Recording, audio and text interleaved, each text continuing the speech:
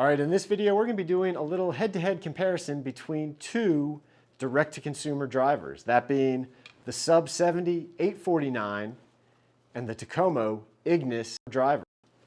Let's go.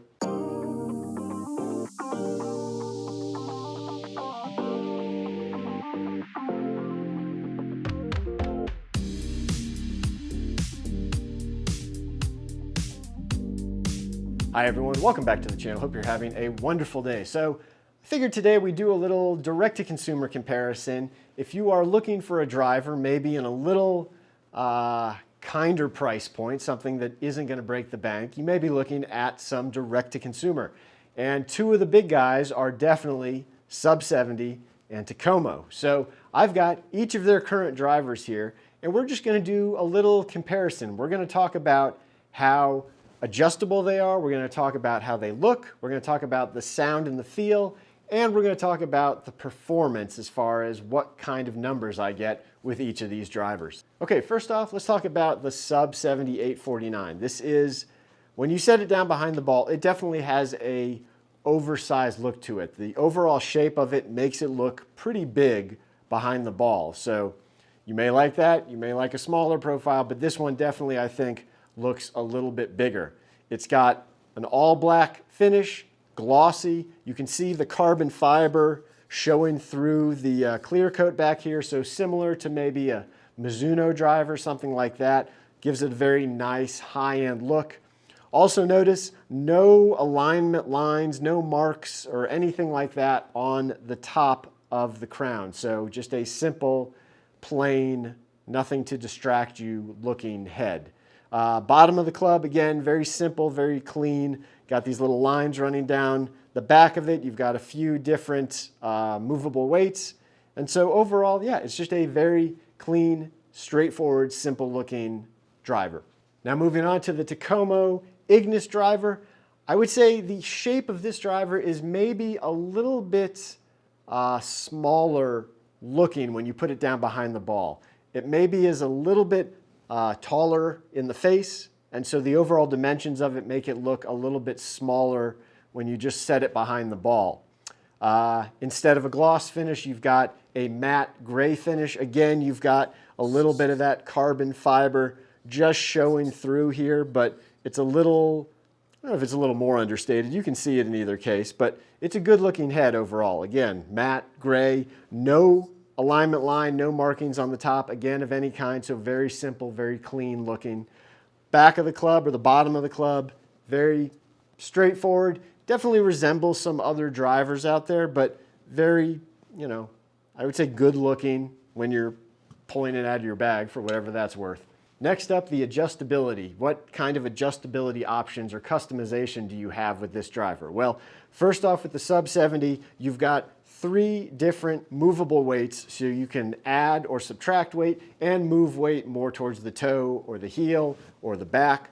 You've also got, of course, an adjustable hosel, so you can adjust the loft and lie as you see fit. The Sub70s offer a fair number of different shaft options.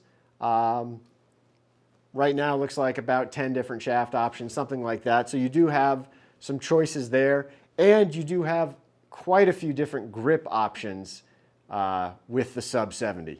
Now the Takomo also has movable weights. However, these are all set back in the very back of the head, so you can move the weight around, but it's not going to be as aggressive as how you can move the weight in that Sub70 driver.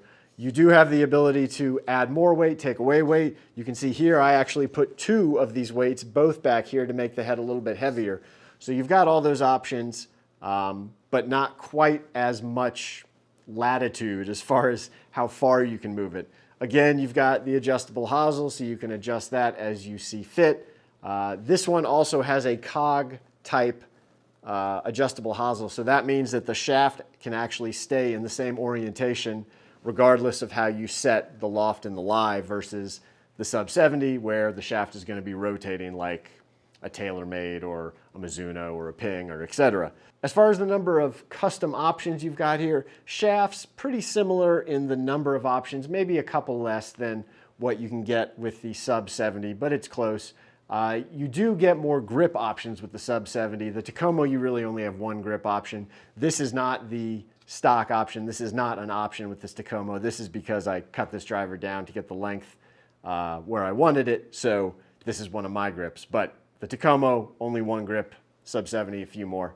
So overall, when we're talking about the ability to customize or adjust the club, I'm going to give the slight edge in this case to the Sub70. Again, you can move the weight around a little bit further in the head, so make a little bit bigger adjustments. And because you've got more grip options, and this one you've only got one, I'll give the slight nod to the Sub70. Oh, one other thing I forgot. The Sub70 has two different head models. They've got the 849 Pro and the 849D or Draw. So you actually have another option as far as customization goes. The Takomo only has one head. So again, in the end, Sub70, a little bit better there. Okay, we've talked about the looks, we've talked about the adjustability. Now it's time to check out the sound, the feel, and the performance. Now I'm going to be using the 849D from Sub70. That is the slightly draw bias version because this Takomo also has a slight draw bias to it, so I feel like these two are probably the closest comparison. Both of them 10.5 degrees. The other difference is the Takomo, because it has a specific adapter, only has, or I only have this one Project X hazardous blue shaft. I don't have another one of these blue shafts, but I do have this hazardous RDX black.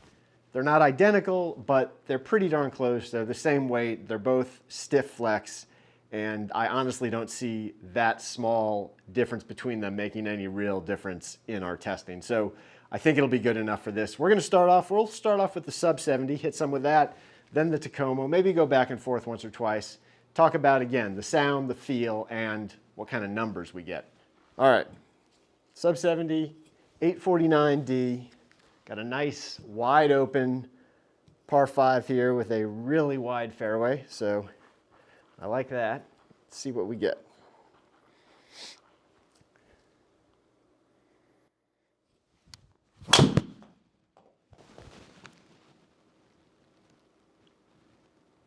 Get over the bunker. Well, that was pretty much all carry right there into that little slope. Pretty good right there. 110 mile an hour club head speed, 158 ball speed, efficiency 1.44, backspin at 2,500, so launch angle 13.5. All that looks pretty darn good. Let's hit another one. As wide as this fairway is, I still didn't manage to hit it into the fairway, so.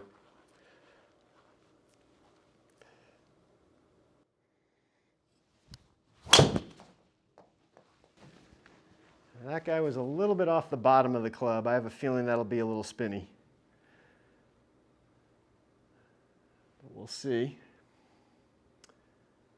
Yeah, a little bit spinnier. Ball speed still pretty good considering it was a little low on the face.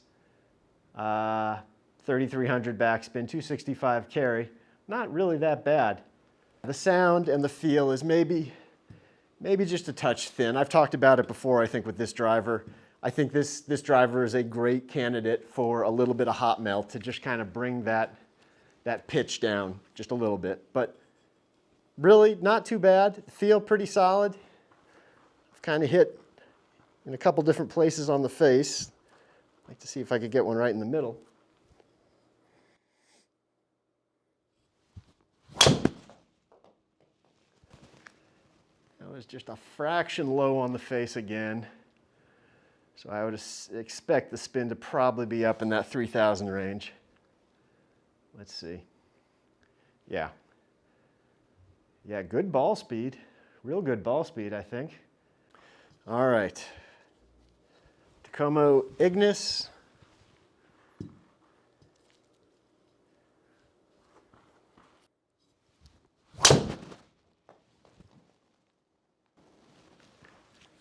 Felt pretty good.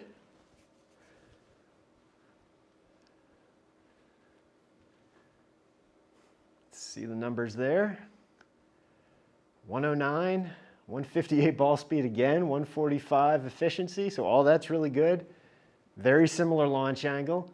Backspin again, 3,200, a little bit high for what we would ideally like, but not, I mean, not crazy considering the basic design of this head and the fact that it's 10.5. That's not, you know, anything wildly surprising. 270 carry and 285 total.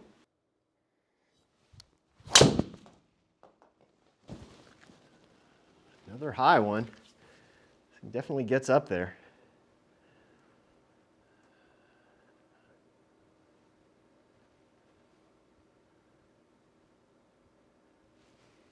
Pretty similar again, 108 club head speed, 157 ball speed, good efficiency, backspin, a touch higher than the last one because I left the face just a touch more open, 260 carry, 275 total. Oh, that one I left way open. That one will be a short spinny one. Yeah, not great there.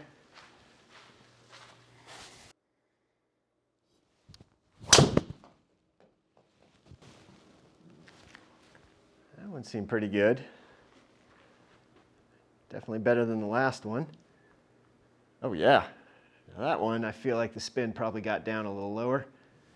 There we go, 110, 158 ball speed again, sub 3,000 backspin, 275 carry, 293 total. As far as the sound and the feel goes, I think I give the slight edge to the Takomo. Has just a little thicker, a little fuller sound to it, a little deeper sound to it versus the Sub70 that again is just a little higher pitch. So I like this sound a little bit more. All right, here's all the numbers. And as you can see, both in distance carry and total yardage, they came out pretty much even. Now the Takomo did give me a little higher ball speed at 158 average than the Sub70 that was around 155. You can also see that in my efficiency. The efficiency was definitely higher with the Takomo. However, I also was getting more backspin with the Takomo, so about 3,200 on average versus sub 3,000 with the Sub70. And that is pretty much why the overall distance came out to be even, because yeah, I had a little more speed with this, but a little more spin canceled it out. All the other numbers, pretty much what you'd expect. The launch angle, very similar. The descent angle, a little bit steeper with the Takomo. Looking at the dispersion, pretty darn close. Maybe the Sub70 was a little more accurate, but not enough to really make a statement on that one way or the other. So overall, it's more or less a tie. I mean, I got a little bit better ball speed out of the Takomo, and if I could get the spin down a little bit, maybe that would make it a more clear winner, but as of right now, they're pretty much even. Hopefully, if you are debating between these two direct-to-consumer drivers, hopefully this video helps you out a little. As you can see, they both perform pretty darn well, and they're not all that different. They're pretty darn close in a lot of ways, but there are some slight differences, and maybe those differences are going to be what leans you one way or the other. Hey, if you've got any questions about either of these drivers, let me know down in the comments. If you haven't already, make sure you're subscribed to the channel. Make sure you hit the like button, hit the bell icon so you'll be alerted when I post new videos, and I'll see you on the next one. Bye.